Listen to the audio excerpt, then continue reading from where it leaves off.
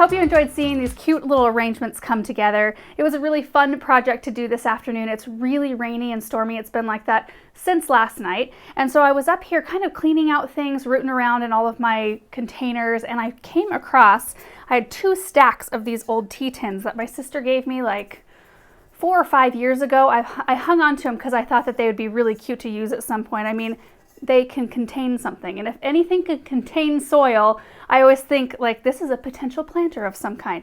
So I thought it would be a really fun project to do this afternoon while it's just still pouring outside right now. So I'm not gonna lie, all 3 of these were a complete pain in the rear end to put together, and I think it's because I'm so out of practice. I haven't done like fiddly little things like this for so long, and I really enjoy doing it, but I had issues with every single one of these. So this is the first one I put together.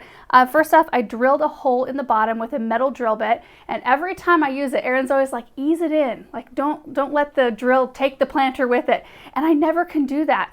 And so I made the hole. I didn't damage my surface, but it probably looked like chaos when I was doing it. But there's a drain hole. I used cactus soil mix, and then I just filled it full of succulent cuttings. In fact, all of these things, I didn't buy a single plant to create any of this stuff.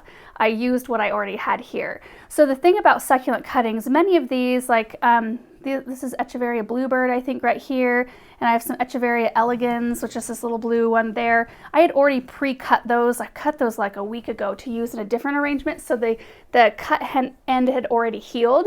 So those are good to go into the soil. Some of the sedums, though, that I used, I cut today, so they don't have a dried, calloused end.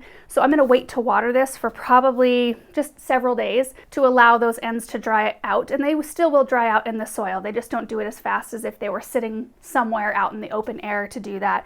But it's always fun because, you know, oftentimes I need to maintain my succulent arrangements, and they've shot off little babies or shoots, you know, of themselves.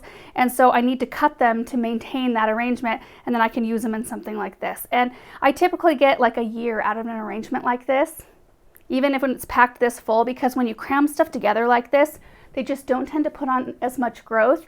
I'll have to do some regular grooming and things like that, but that's kind of typical of any kind of arrangement.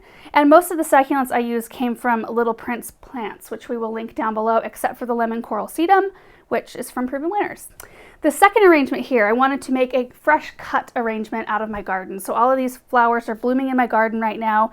I started putting it together, and nothing was kind of sitting right. Like I had put floral tape on the top to kind of create a grid to keep everything in, but just wasn't jiving.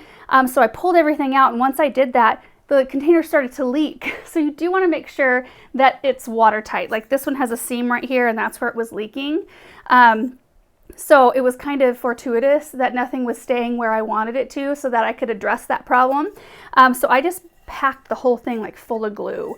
I just glued the whole seam, and so far it's looking like it's working okay, but that's something you do want to double check. You can use like a piece of duct tape or something like that on a container this small, or you can pop something else. If you've got another little container, you can put inside here and just use this as kind of like a, I don't know, like a sleeve over something that's not as pretty, that's watertight. That would work as well. And I used, sedum and gomphrena and campanula, some tricolor beech, heuchera leaves, coral berry, some of those pink diamonds, dicentra, and it's just a fun, sweet little, like perfect for a bathroom counter or something just to tuck in. That's something small.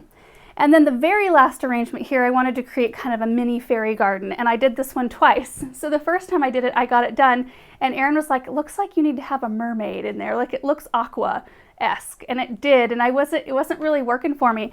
So I pulled the plants out and ended up putting some other ones in, and I really like how it turned out. So the very first thing I did, I had some Scarlet Curls willow branches that I went and cut out of a tree out of my yard, and I just hot glued them into kind of this arbor.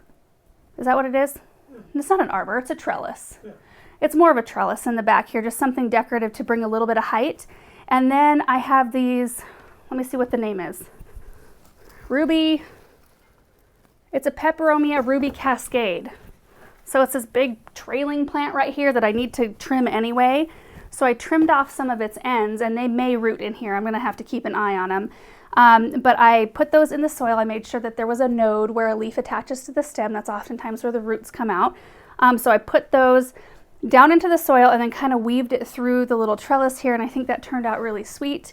And then used some crassula and sedum, a couple different kinds of sedum, and then just a little bit of mulch from outside. Just a little pinch out of the flower bed. And then our little fairy right here, which I popped the head off of at one point, so the head has been glued on. It was just like this series of unfortunate events with these containers. So I just wanted that to be an encouragement to you that sometimes like it doesn't go the way you think it's going to go. You come into a project like this, and I always think like, oh, this is going to be cake. This is so easy. And then just, yeah. So it takes maybe like an extra 20 minutes per arrangement, but they all turned out really cute. And so it's just a testament to just pull it apart and do it again. If you do it and you don't like it, just try it over again. It's really good practice either way. So anyway, I hope you guys enjoyed this video. Just a fun way to use something like this. I have seen these used for all kinds of different plantings. The larger ones can be used for people using for herbs on their windowsills. I would not use something this small for really any other kind of plant other than small succulents or baby plants that don't grow very fast, like maybe an African violet. You do want to make sure there's drainage in the bottom for plants like that. There is a drain hole in this one too. I don't think I mentioned that. Anyway, super fun project for a rainy day. Thank you guys so much for watching, and we will see you in the next video. Bye.